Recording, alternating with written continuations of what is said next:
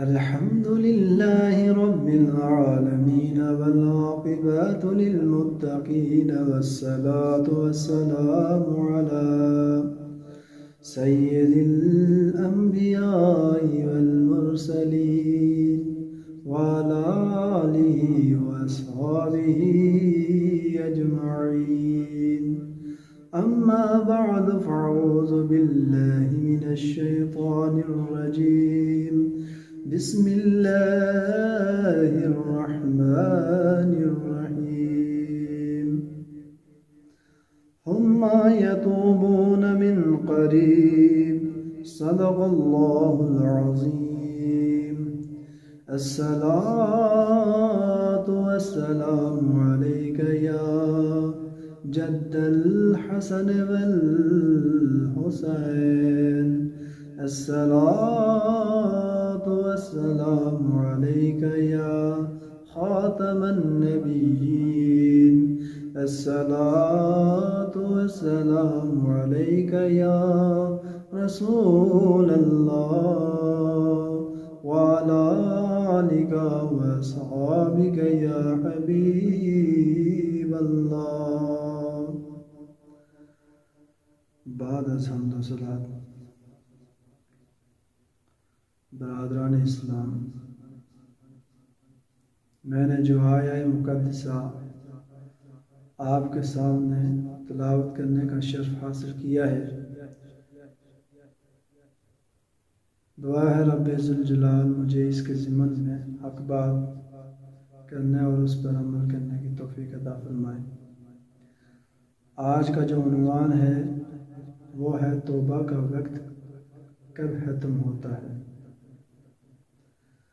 حضرت ابن عباس رضی اللہ تعالی عنہ سے ثم یتوبون من قریب کی تفسیر میں مروی ہے کہ اس میں توبہ کا جو آخری وقت بیان کیا گیا ہے وہ ملک الموت کو دیکھنے سے پہلے کا وقت مراد ہے۔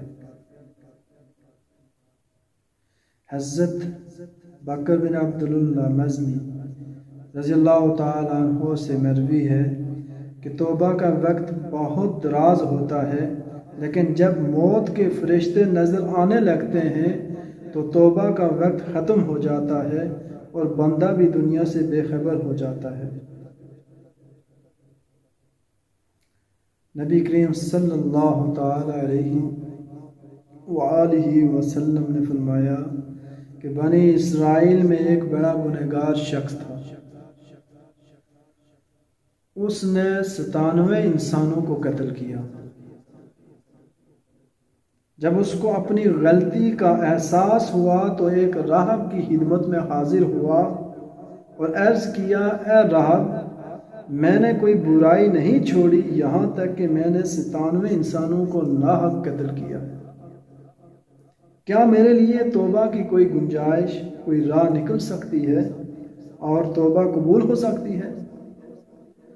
راہب نے کہا، اب تیرے لیے معافی کی کوئی صورت نہیں۔ یہ سن کر وہ شخص بڑا مایوس ہوا اور اس راہب کو بھی قتل کر کے چلا گیا۔ جاتے جاتے ایک دوسرے راہب کے پاس پہنچا اور اپنی سابقہ تمام برائیوں کو ذکر کر کے توبہ کی صورت دریافت کی۔ دوسرے راہب نے بھی اس کو نفی میں جواب دیا، چنانچہ مایوسی کے عالم میں اس نے دوسرے راہب کو بھی قتل کر دیا اور آگے بڑھا۔ ایک تیسرے راہب کے پاس گیا اور اس سے بھی اس طرح اپنے گناہوں کا ذکر کیا اور توبہ کی راہ دریافت کی۔ تیسرے راہب نے بھی اس کو یہی جواب دیا، اب توبہ کی کوئی صورت نہیں۔ یہ سن کر اس نے تیسرے راہب کو بھی قتل کر دیا۔ اب اس قاتل کے مقتولین کی تعداد 100 ہو گئی۔ اس کے بعد ایک چوتھے راہب کے پاس آیا اور اس سے اپنے جرائم کا ذکر کر کے توبہ کی صورت دریافت کی۔ اس راہب نے کہا کہ اگر میں یہ جواب دوں کہ جو شخص اللہ کی طرف رجوع ہوتا ہے اللہ اس کی طرف رجوع نہیں ہوتا تو یہ جھوٹ ہوگا، اس لیے میں تجھ سے کہتا ہوں کہ تو اب توبہ کر اور پھر اپنے اعمال درست کرنے کے لیے فلاں مقام کے دیر میں جا کر وہاں کے عابدوں کے ساتھ اللہ تعالیٰ کی عبادت کر۔ راہ کی یہ بات سن کر اس کو امید باندھی اور اس نے توبہ کر کے اس دیر کی راہ لی۔ جب وہ درمیانی راستہ تک پہنچا تو اللہ نے اپنے فرشتے کو حکم دیا اور اس کی روح وہیں راستے میں ہی قبض کر لی۔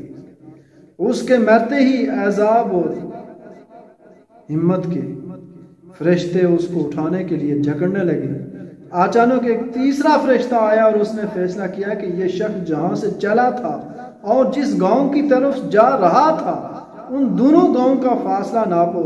اگر یہ توابین کے گاؤں سے زیادہ قریب ہوا تو اس کو نیکوں میں شمار کرو ورنہ گناہگاروں میں۔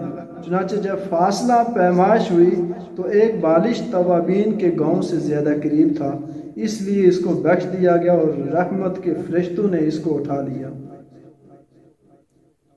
معزز و محترم سامعین عزیز و کار، توبہ کے دروازے کھلے ہیں۔ آؤ اس ذات سے مانگ لو، اس ذات سے اپنے گناہوں کی معافی مانگ لو۔ وہ غفور الرحیم ہے، وہ معاف کرنے والا ہے۔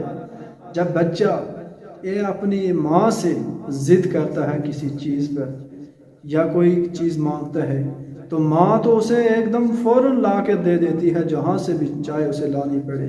تو وہ رب رحیم، وہ کریم، وہ 70 ماؤں سے زیادہ پیار کرنے والا ہے۔ اس کی بارگاہ میں تو التجا کر۔ ایک حدیث میں یہ ہے کہ جب میرا بندہ میری بارگاہ میں یہ التجا کرتا ہے، اے اللہ مجھے بخش دے، اے اللہ مجھے بخش دے، اے اللہ مجھے بخش دے، پہلی دفعہ اس نے کہا، دوسری دفعہ کہا، جب تیسری بار کہے گا رب ذوالجلال فرشتوں کو کہے گا کہ یہ میرے درمیان میں یہ پکا ہے، یہ سچی توبہ کرنے والا ہے، اس کو بخش دے۔ معزز و محترم سامعین عزیز وقار، آؤ توبہ کر لو، آؤ زبر سے زیر ہو جاؤ، آگے پیش ہونا ہے۔ واخر دعوانا ان الحمد للہ رب العالمین۔